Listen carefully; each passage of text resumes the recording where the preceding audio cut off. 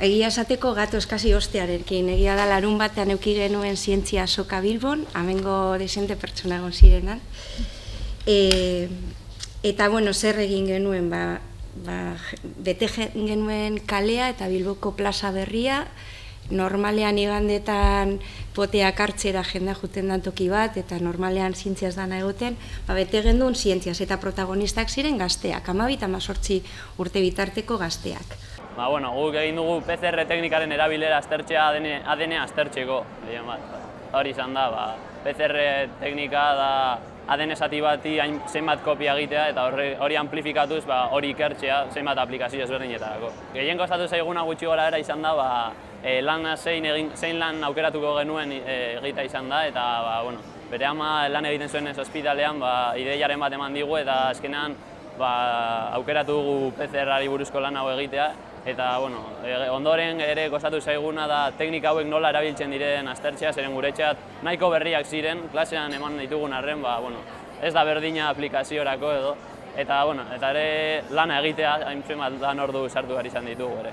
Teknikari baten laguntzaz, honen azaldu digu nola funtzionatzen zuen, eta ondoren guk egin dugu, baina berak gu lagunduz edo nola egin jakiteko. Oso labur, baina gure ikuspegia bebai azalduko dizuet. Nondik datorren eta non gauden Elujarren zientzia unitatean eta bai hezkuntza arloan lantzen ditugun gaietan. Gu kontziente gara sarean bizi garela Euskal Herrian zientzia eta teknologia sarearen marko honetan, nolabait sarean lan egitea ezinbestekoa dela, eta marko amankomun bat ari zaigu sortzen, berezkoa datorrena bebai aipatu du Jose Ignaziok bebai, Horizono gehiageiaren inguruan, Responsible Research and Innovationen marko horrek adibidez esartzen du guretzako egiteko modu bat, zientzia gizartearekin eta gizartearentzat. Eta Responsible Research and Innovation hori azaltzen danean, azaltzen diren arloak, horietako bat da zientzia hezkuntza, ezta? Momentu honetan, eta gaur hitz egingo dut, gazteen bizipenez eta gure bizipenez eta komunitateaz, eta komunitatea gara maila lokalean zientzia egiten ari garen eragile guztiak, hori da amankomunean daukagun erronka, ezta? Eta arlo hauetan ere sakontzeko beharra, bai ikertzaileak, bai divulgatzaileak, bai hezkuntzan dabiltzanak eta denak, ezta? Guretzat beste puntu bat interesantea, solapatu dira testuak, baina da, bokazioak pizte aldera, ikerketa asko egin da, ezta? STEAM bokazioak, STEAM hori da zientzia, teknologia, ingenieritza eta matematika. Orduan gaur egun, hori Europa asko hitz egiten da, STEM kontuez, eta bost eremutara iritsi behar da bai ala bai, eta horiek eragiten dute asko bai gure pertsonetan, baina gazteengan bokaziotan erabat.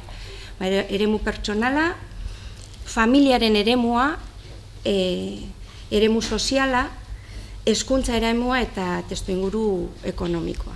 Orduan guk nolabait eremu horiek buruan ditugula diseinatzen dugu bebai ekintza eta orain jungonaz apur bat, sakonago apur bat, amezal gertatzen dan, zientzia azokan.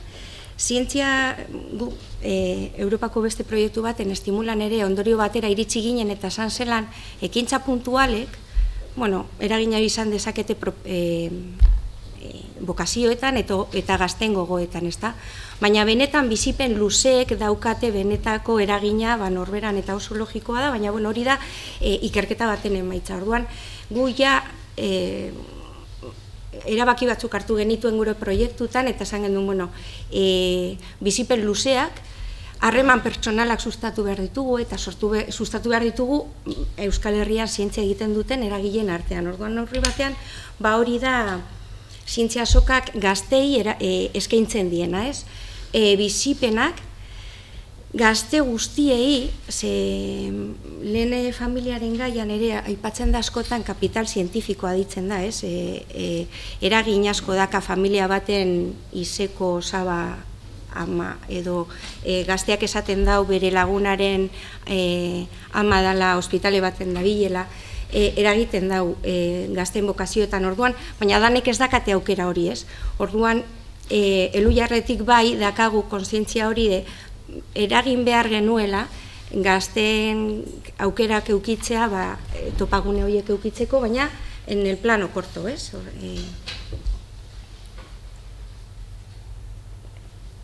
Horregaitik garrantzia ematen diogu, hori, gizarte osoa inplikatzeari, eta horregaitik indarra egin dugu azken 2 urtetan, zientzia eta teknologia sareko agenteak inplikatzen proiektuan, eta lortu dugu, ez? Horren ikusiko duzue, nola. Bueno, bizipenak. Kontua da, gazte hauek kurtso hasieran erronka bat planteatzen dute eurek, berak esan du, sailen hasieran zan erabaki zertan egin, erabakitzen dute zertan ikertu, ikerketa prozesua diseinatzen dute eta tratu hurbilean dakate ikertzaile bat beraiei laguntzeko, ikerketa proiektua edo proiektu teknologikoa garatzen dute eta larun batean aurkeztu digute danoi, eta eurentzako hori da itzelezko esperientzia, ezta? Hori da bizipena, gaur arte, hortik aurrera ere ametik nolabait talde batzuk aukeratu dira eta halako beste esperientzia batzutara jungo dira, batzuk Kataluniara, esporreserkara, beste batzuk Galiziara, beste orain esporreserkan egondan agiaskoa Brasilera joango da, orduan nolabait hori nahi gendun guk bidera sustatu, gazteek izan ditzatela bizipen desberdinak, orduan hor daude, eta gainera hauek justa aurrekoak Galiziara uste dut joango direla. Baina, abia puntu eta evoluzioa haukagu, 2004an hasi ginen anoskopioa deitzen zen, garai hartan saretekekin batera, eta ordutik ona urtetik urtera egindo lehiaketekin hasi ginen, eta azoka honetara iritsi gara gaur egun, ikusten duzue parte hartzearen evoluzioa ere bai, ezta? Hor hartu ditugun erabakiak oso lotuta egon dira, gu bidean ikasi dugunarekin ere bai, ezta? Orduan, azken 2 urtetan egin dugu plaza berrian Bilbon eta azken urte eta sare osoa inplikatuta, ikusten da parte hartzean ere igo dala, datu xeheagoak, ezta? Parte hartzaileen aldetik nola, ez dira oso numero handiak, baina badira oso, hauek dira taldeak, 162 talde eduki ditugu aurten parte hartzen, 540 ikasle inguru, ikusten dozue generoan ere bai, parte hartzean gazteetan ez dakagu, gehiengo emakumezkoa da, hor bretxaren kontua dela eta egia da ikertzaile batzuk ditugula hor mentore lana egiten eta voluntarioak dira, eta hoietatik oraingoz ere gehiengoak gizonezkoak direla, horretan dakagu egitekoa, eta 4 unibertsitate ditugu, hemen dakagu nolait gure laguntzaile diren hauek, ezta? 4 unibertsitate ditugu, Euskal Herriko Unibertsitatea, Mondragon, Nafarroko Unibertsitate Publikoa eta Deustu, eta hauek jartzen dituzte orduak, ikertzaileen orduak, eta borondatea gaztekin egoteko horregaitik hainbeste ikertzaile. Esperientziak zabaltzeko, esporreserka eta Galiziara joango dira batzuk, ikalauren 2 zentro teknologikotara joango dira, talde bana 2 eguneko egonaldiak egitera eta eurekin bizi ikerketa prozesua bizitzera, Jose Luis, Teknaliara ere bai beste 2 egun, eta gero betekera beste batzuk. Familiaren gaiarekin adibidez, betek da teknologiaren interpretazio zentroa, betekek eskaintzen di aukera inspiratzeko, zientzia lokala eta erreala eskaintzen dalako bertan eta inspiratzeko, eta orain kuadrillan edo familian juteko aukera hori ere irabazi dute. Eta garrantzitsua aurten guretzat albiste, ezta? Eta igual, Jose Ignacio esan duenaren bidetik ere, udaletxea implikatu da, udaletxea Bilboko udalak ikusi dau garrantzitsu hau bai, eta esan du, kaleko ekintza desberdin asko egiten dira, baina ez gazteak eta zientzia eta jakintza zientifikoa sustatzen dauen zerbait, orduan implikatu da urten, eta asmoa jarraitzeko. Orduan, horrela kontatu nahi nizuen hori izan, bizipenak eta komunitatea, eta nola dan gu guztion lan bat, gazteen esku jartzen duguna. Gure lana horren dinamizazioa. La clave de la feria y la gran evolución en los 2 últimos años ha sido sacar la ciencia a la calle, a la Plaza Nueva, en un sitio en el que los domingos se toma potes y hay una afluencia de público de 10.000 personas un sábado, entonces que se lo encuentren inesperadamente y que los protagonistas sean chavales de 12 a 18 que han hecho una vivencia de todo un año. Y el otro ingrediente fuerte es que toda la red de ciencia más o menos, y toda la red de ciencia que no se vea representada aquí, que se represente el año que viene luego, porque lo que pone son horas de investigadores al servicio de los chavales. O sea, que en función de la temática que eligen ellos, les hacen de asesores, pero en grupos de 2 o 3 chavales con un único investigador.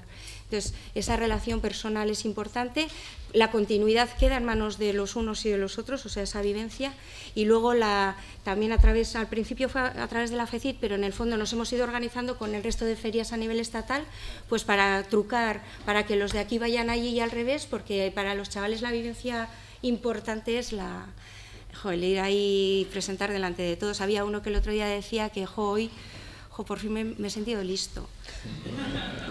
Pero era un chaval que estaba en proceso o sea, chavales con problemas. Entonces, bueno, pues eso.